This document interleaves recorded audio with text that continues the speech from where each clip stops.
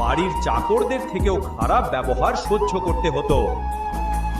একটু জল খাও, প্লিজ কুল ডাউন।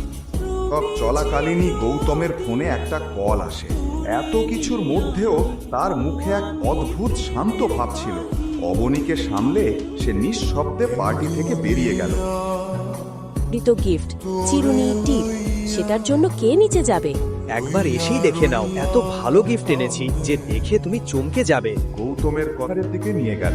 আবানির চোখ যেই মুহূর্তে উপহারের দিকে গেল, সে হতবাক হয়ে গেল। রাতের অন্ধকারে ঝকঝক করা এক নতুন বিলাসবহুল গানের সেই সত্য, যেটা সে এখন চাইলেও আবানিকে বলতে পারত না। আসলে আমি এই গাড়িটা আমার এক বন্ধুর কাছ থেকে ধার নিয়েছি। শুনেছি একটা চোরাই ইম্পোর্টেড গাড়ি এই বাড়িতে এসেছে। এটা শুনে আভন বুঝে গেল ইন্সপেক্টর সেই গাড়ির কথাই বলছেন, যেটা